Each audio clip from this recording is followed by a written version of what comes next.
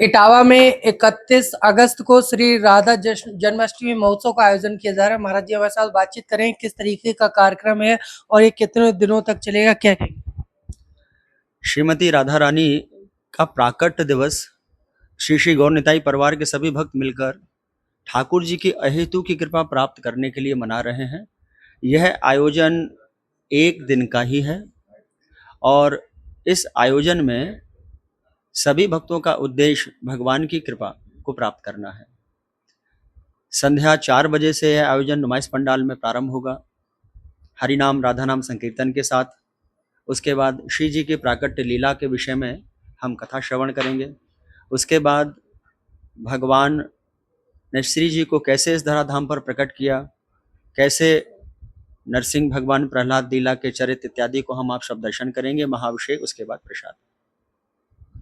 क्या संदेश रहेगा इटावा के लोगों के लिए, जिस तरीके से जो धार्मिक कार्यक्रम का आयोजन किया जाए? इटावा स्वयं में अपने आप में एक धर्म नगरी है। यहाँ जो भी धर्म के विषय में थोड़ी भी रुचि रखता है उसे आकर्षण है भगवान के प्रति। तो हमारा संदेश नहीं, प्रार्थना है कि वह हम सबके द्वारा ये जो सुंदर एक आयोजन संपन्न किया जा रहा है उसका वह लाभ सिर्फ वहां पधार कर ही प्राप्त कर सकते हैं। तो दास की प्रार्थना है कि आप सब अपना अनमोल समय वहां आकर दें और उस मंडप को आप बैकुंठ जैसे मंडप के रूप में देखकर भगवान के प्रेम, उनकी भक्ति रस का आस्वादन कर सकें। तो आप सब पधारें, यही दास की प्रार्थना है। कृष्ण जी की जन्म उत्सव किस तरह मनाया जाएगा, कितनी संख्या में लोग एकत्रित होंगे? जी, श्रीमती राधा रानी का प्राकट्य महोत्सव उत्साह पूर्वक सभी भक्तों के द्वारा भिन्न भिन्न स्थानों पर संपन्न किया जाता है। हम आप भी वही प्रयास कर रहे हैं। अब संख्या तो ठाकुर जी जाने, ये तो हम नहीं बता सकते हैं कि कितने लोग आएंगे, लेकिन बस प्रयास है अधिक से अधिक लोग उस उत्सव का लाभ प्राप्त करें। किस तरह की व्यवस्था रहेगी, पंडाल स्थल किस तरह तैयार किए? सारे भक्त ही हैं, बहुत प्रेम पूर्वक भक्तों को उनके स्थान तक पहुंचाया जाएगा, प्रेम पूर्वक भक्तों को प्रसाद पवाया जाएगा, उनको बधाई वितरण की जाएगी और खुशी खुशी बधाई के साथ उनको विदा किया जाएगा। सुरक्षा की दृष्टि से किस तरह के इंतजाम किए? प्रशासन ने आश्वासन दिया है, हर आयोजन में वे हमारा सहयोग करते हैं।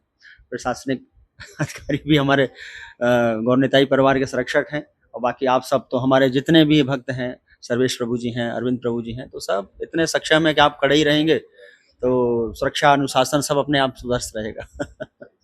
जिस तरह धार्मिक आयोजन चल रहे हैं, गणेश चतुर्थी भी है, इसको लेके भी और भी कई सारे कार्यक्रम इटावा में हो रहे हैं, तो इस बीच कैसे लोग जो है इटावा की जनता?